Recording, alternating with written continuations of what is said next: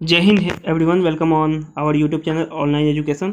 आई hope आप लोग अच्छे होंगे। और इस वीडियो में मैं आप लोगों को प्रैक्टिस सेट नंबर 2 करवाने वाला हूँ।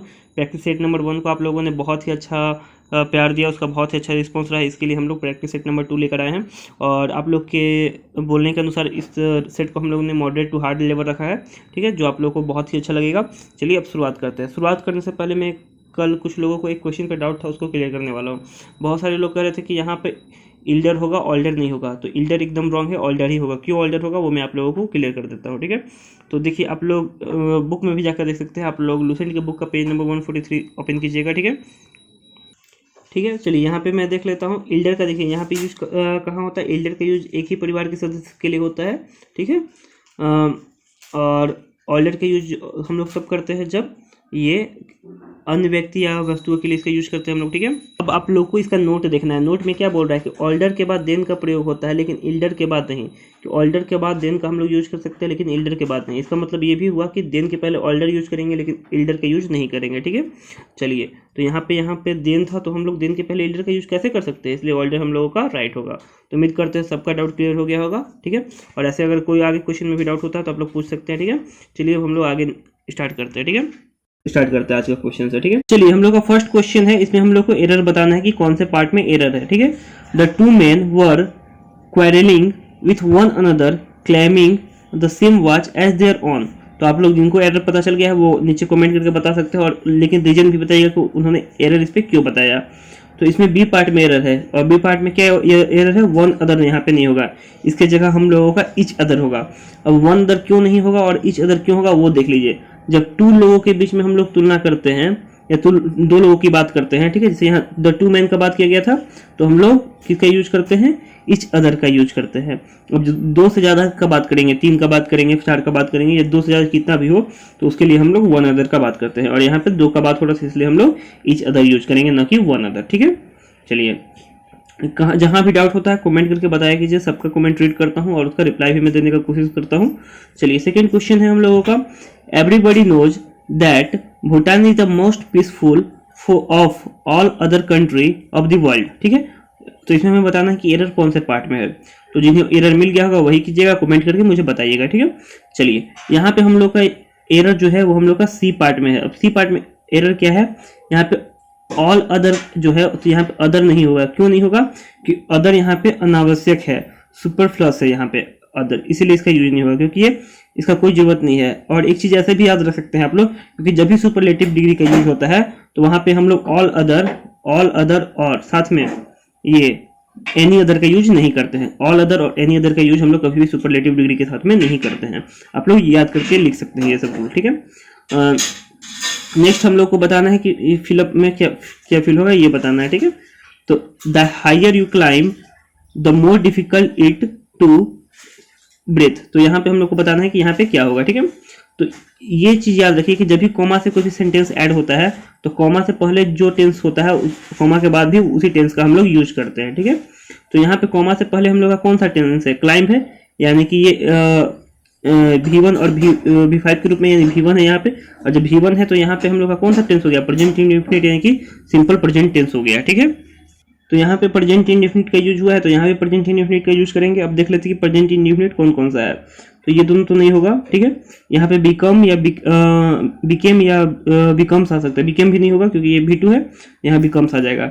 और ऐसे भी क्योंकि इट के साथ हम लोग का क्या चलता है, इट क्या चीज है, हम लोग का थर्ड पर्सन सिंगुलर नंबर है, और थर्ड पर्सन सिंगुलर नंबर के साथ हम लोग का सिंगुलर वर्ब आता है, और सिंगुलर वर्ब यहाँ पे बिकम्स है, ठीक है। Neha has been crying dash morning. तो यहाँ पे हम लोग का क्या होगा, ठीक है। तो यहाँ पे has have been plus V4 है, तो यहाँ पे हम लोग का, इससे हम लोग को पता चल गया कि ये प्रेजेंट परफेक्ट कंटिन्यूअस टेंस है, और प्रेजेंट परफेक्ट कंटिन्यूअस टेंस है तो इसके साथ सिंस या फोर आएगा, ठीक है। तो यहाँ पे हम लोग ऑप्शन सी राइट हो जाएगा, ठीक है। ये और ये फ्रॉम एक ही टेंस के साथ आता है, फ्यूचर परफेक्ट कंटिन्यूअस के साथ फ्रॉम आता है, ठीक है। और यहाँ पे एक चीज याद रखिएगा, सिंस और फोर का यूज कहाँ कहाँ होता है इसको देख लीजिएगा आप लोग। सिंस का यूज हम लोग करते हैं पॉइंट ऑफ टाइम के लिए। किसके लिए यूज करते हैं, पॉइंट ऑफ टाइम के लिए। और फॉर का जब हम लोग यूज करते हैं पीरियड ऑफ टाइम के लिए। यहाँ पे मॉर्निंग क्या है हम लोग का, मॉर्निंग हम लोग का पॉइंट ऑफ टाइम है, इसलिए यहाँ पे हम लोग सिंस का यूज करेंगे, ठीक है। चलिए, हम लोग को यहाँ पे साइनोनिम्स बताना है, ठीक है। तो 5 नंबर क्वेश्चन का हम लोग देख लेते हैं कि साइनोनिम्स क्या होगा, ठीक है। ऑप्यूलेंट मतलब हम लोग का सबसे पहले इसका हिंदी जान लेते हैं क्या होता है। तो ऑप्यूलेंट मतलब होता है हम लोग का धनी। क्या होता है? धनी। चलिए अब सबका मैं हिंदी बता देता हूँ, उसके बाद सिनोनिम्स बताऊंगा। फेक मतलब हम लोग का होता है नकली।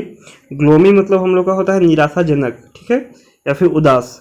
रिच मतलब होता है हम लोग का धनी, ठीक है, और फिर सेल्फिश मतलब होता है स्वार्थी। तो सबको पता चलेगा इसका सिनोनिम्स क्या होगा।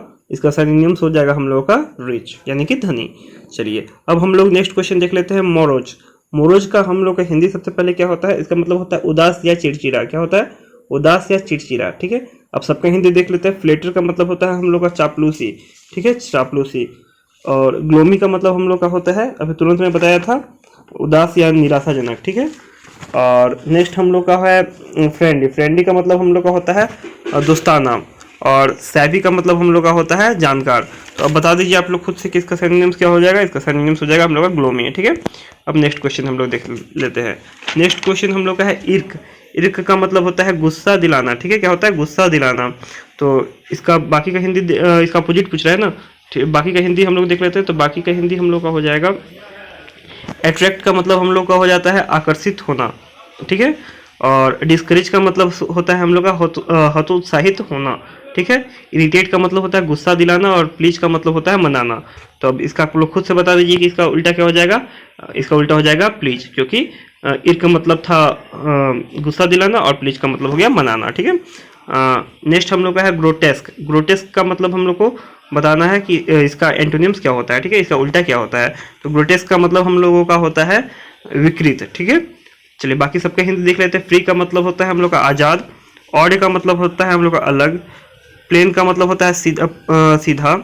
और फिर क्वेयर का मतलब होता है अजीबो गरीब। तो इसका उल्टा हो जाएगा हम लोगों का सीधा हो जाएगा, ठीक है, यानी कि ऑप्शन नंबर सी यानी कि प्लेन हो जाएगा, ठीक है। नेक्स्ट क्वेश्चन अब हम लोग देख लेते हैं। आइडियम्स फ्रेजेज है हम लोग का, ठीक है, ठीक है। तो इसका हम लोग का क्या है, to keep the all from the door. इसका मतलब क्या होता है, इसका मतलब होता है to maintain one self at a minimum level, खुद को मिनिमम लेवल पे मेंटेन करना, ठीक है। तो इसका राइट हम लोग का आंसर हो जाएगा अवॉइड स्ट्रेवेशन। क्या हो जाएगा, अवॉइड स्ट्रेवेशन, ठीक है। नेक्स्ट है हम लोग का टीथिंग प्रॉब्लम। टीथिंग प्रॉब्लम का हिंदी हम लोग सबसे पहले जान लेते हैं क्या होता है। इसका मतलब होता है प्रारंभिक कठिनाई, ठीक है। तो इसका क्या हो जाएगा हम लोग का problem at the start a new project, ठीक है, किसी चीज को शुरुआत करने में जो कठिनाई होता है वो, यानी कि टीथिंग प्रॉब्लम, ठीक है। ऑप्शन नंबर बी राइट हम लोगों का हो गया। नेक्स्ट हम लोग का है क्वेश्चन टैग बनाना है, ठीक है। क्वेश्चन टैग बनाना है फर्स्ट नंबर क्वेश्चन का। अब देखिए इसका क्वेश्चन टैग क्या होगा आप लोग बताइए। बहुत सारे लोग इसमें एमंट कर देंगे, लेकिन ये गलत हो जाएगा, बहुत ही बिग ब्लंडर हो जाएगा। ये ब्लंडर होगा, बिग ब्लंडर तो ऐसे भी गलत ही हो जाएगा, जो बोलना ब्लंडर हो जाएगा। इसका हो जाएगा आरंट होगा। क्या होगा, आरंट, क्योंकि एमंट कभी नहीं होता है, इसका आरंट बनता है क्वेश्चन टैग, ठीक है। और आई एम नॉट क्लेवर है तो यहाँ पे पहले ही नोट लगा दिया गया, तो यहाँ हो जाएगा एम, ठीक है, एम आई हो जाएगा। नेक्स्ट यहाँ आरंट आई होगा ना ऊपर, तो फिर आप लोग कहिएगा कि ऐसा नहीं ऐसे, ठीक है। चलिए अब नेक्स्ट क्वेश्चन हम लोगों का बोल रहा है वन वर्ड सब्स्टिट्यूशन है। क्या है, वन वर्ड सब्स्टिट्यूशन। चलिए हम लोगों का पहला है that which can not be corrected, जिसको करेक्ट नहीं किया जा सकता है, ठीक है, जिसे सही नहीं किया जा सकता है, इसे ऐसे भी बोल सकते हैं हम लोग। और अब इसका ऑप्शन देख लेते हैं। इम्प्रिजनेबल का मतलब हम लोगों का क्या होता है, अजय, जिसे जीता जा सकता है, ठीक है। That which can not be win, ठीक है। इमोलेशन मतलब हम लोग का क्या होता है, कुर्बानी, ठीक है। इनकरिजिबल मतलब हम लोग का है that which can not be corrected, यानी इसका राइट ऑप्शन हम लोग का सी हो गया। अब इन एलिजिबल मतलब भी हम लोग जान लेते क्या होता है, अयोग्य, ठीक है। क्या होता है, अयोग्य, इन एलिजिबल मतलब, ठीक है। 13 का राइट ऑप्शन सी नंबर हो जाएगा, ठीक है। नेक्स्ट क्वेश्चन हम लोग का देख लेते हैं। A person who is blamed for the wrong doing of other, वह जो दूसरों को की गलतियों का परिणाम भुगतता है। इसका हिंदी ये हुआ, ठीक है।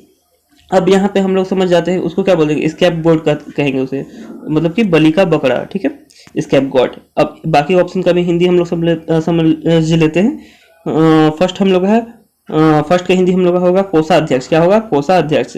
कैप्टर का मतलब हम लोग का नेक्स्ट का मतलब हो जाएगा कैद करने वाला, ठीक है, कैप्टर।